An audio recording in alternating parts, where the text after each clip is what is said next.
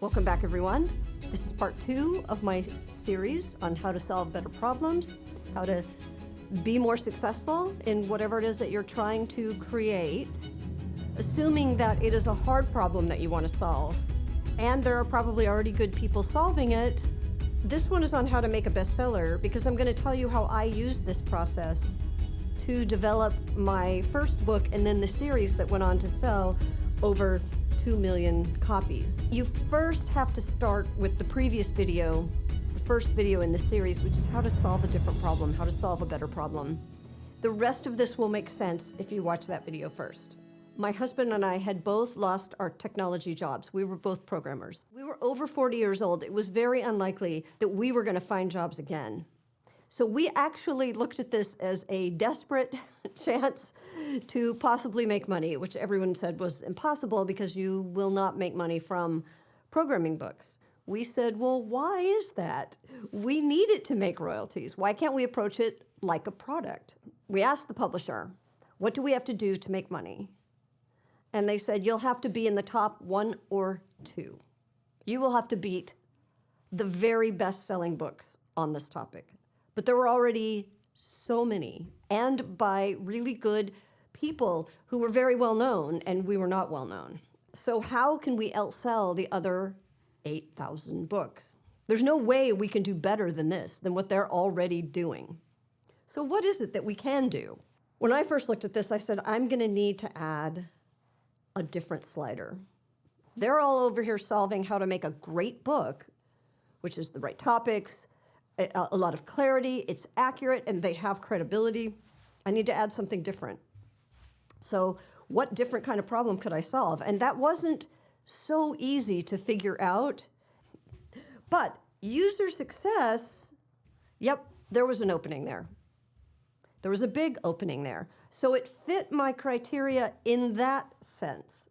That tells me there is a problem to be found. There is a problem that the others are not solving. No matter how good their books are, they're not solving that. So this is something we can raise the bar on, right? We can move that up, and we don't even have to move it up to the top. We just have to move it up above what's out there.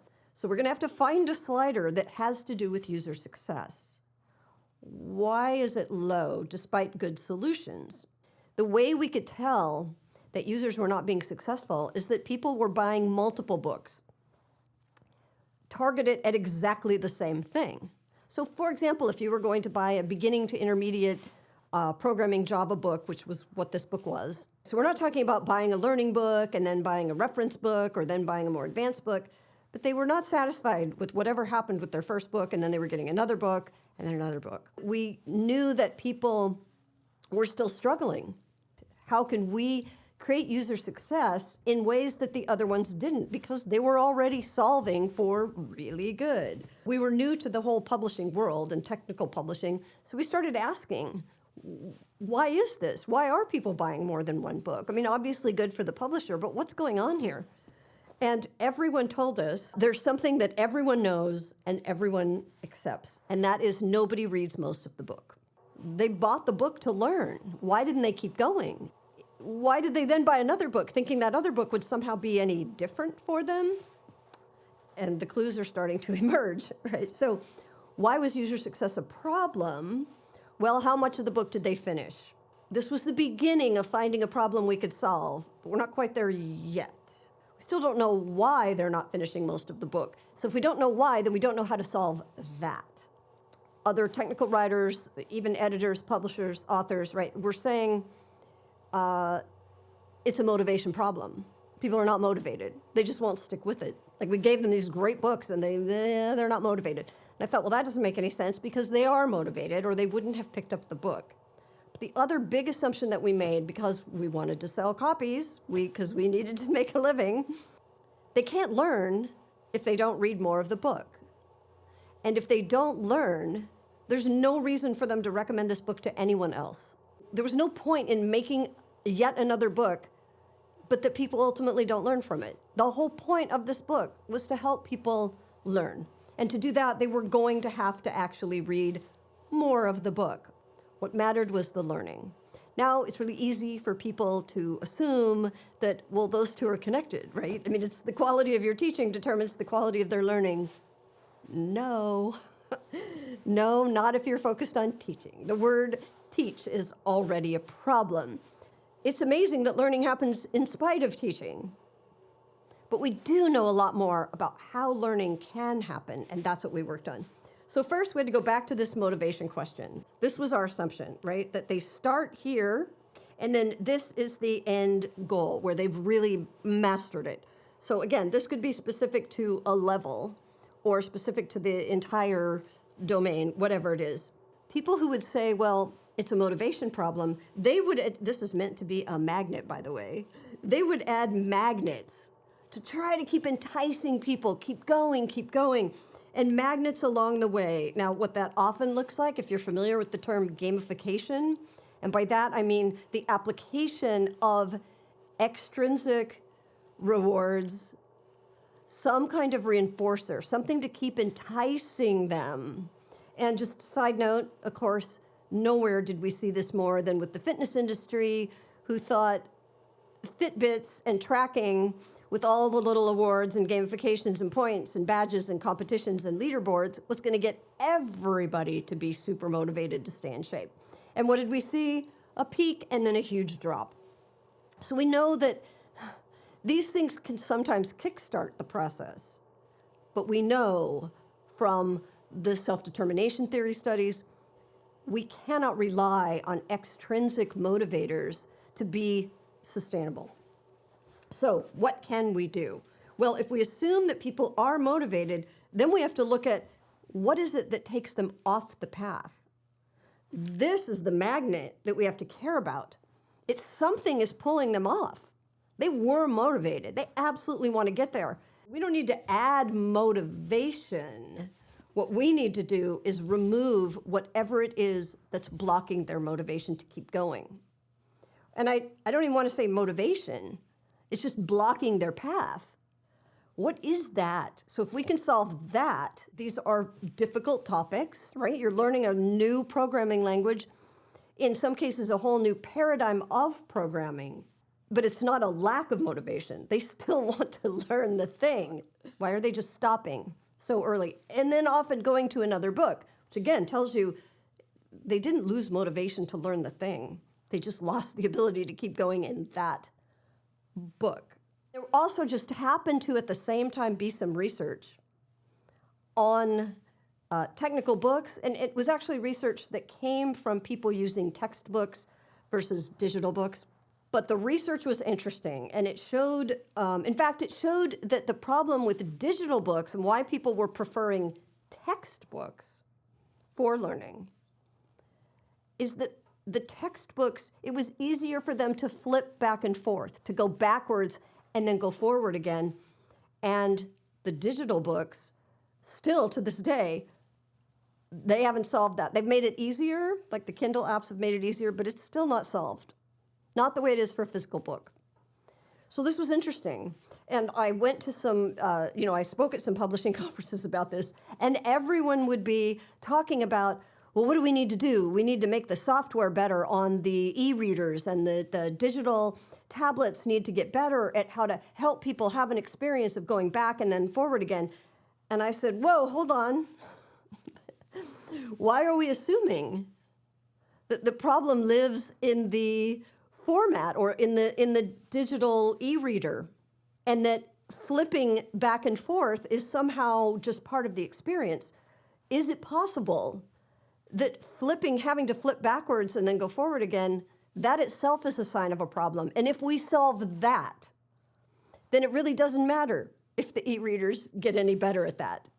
What if that's the problem? What if that's always been the problem? Now, we're not talking about reference books or books where you actually do, by definition, need to go back and forth. We're talking about a learning journey that should be progressing through the topic. So once we found out that people kept flipping back, then it was like, maybe that's the problem to solve. What if we could solve that? Because obviously people can't move forward if they keep going backwards. And if they aren't moving forward, they're not going to learn. And if they don't learn, the book is not going to be successful because they're not going to be telling everybody else about it. And we can't be competitive on all the other things. We'll never be as good as the other books that are out there. So what if we added a slider called forward flow? Something that helped people continue to move forward. And that, of course, is exactly what we did. So that's our version of a Gossamer Condor solution, is that we didn't solve forward flow, but we did a much better job at creating the possibility for forward flow.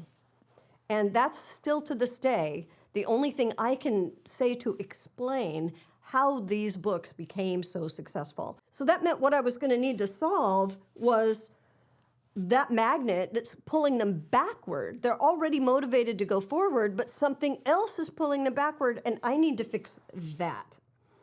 So what is that?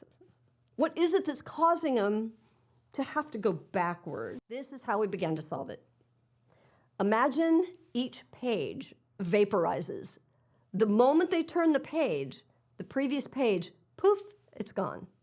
What would you do differently? If you absolutely knew that no one could ever go back to a previous page, it was not an option. Now, what we found is that in the existing category of really good books and all the books we were competing with, they weren't even attempting to solve that. So the bar on that was really low. That they had not done this thought experiment. They had not thought about doing this thought experiment. They did not think this was important. And I didn't either until we started to explore this. Even if our books were not as good as some of the other books, simply having more time, more exposure to learning from the book was going to be the advantage. More people actually learned because they spent more time moving forward in the book. And because they actually spent more time learning, they told more people.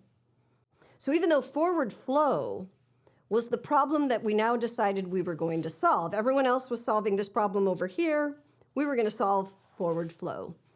And that required looking at, well, what does that mean? What is it that we discovered was causing people to step backwards? And those were the things we set out to solve. Now, I'm not going to talk about those in this video because that's a whole different topic on the science of learning and motivation, but that's what we did. So, and I'll talk about that in a later video, or maybe if enough people actually want to hear all the details specific to forward flow. But instead of competing with others trying to solve the same problems, what we want to do is look for a different problem and solve that. And often we will find a better problem to solve, the problem that no one else is really looking at. So when user success is low, even though there's a lot of people out there doing stuff, that's a perfect opportunity to say, the bar is so low on user success, and whatever group you're measuring that on, and maybe user success might look good, but it's 10 years. Can you shorten that 10 years without causing any sort of long-term harm, right? That's often a myth. Well, it just takes that long. Well, are you sure?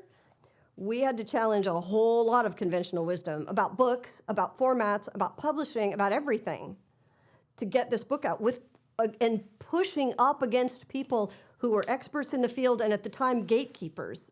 Then after that, now a lot of other people started looking at, well, what is that? What's going on there? Why is this working? And that was how I ended up going around the world for 10 years, consulting with companies, speaking everywhere about all of the topics related to how do you actually help someone develop skills? How do you help someone get better? How do you help someone actually act on the things that they are motivated to do? How do you remove those blocks? So, have fun. See you soon.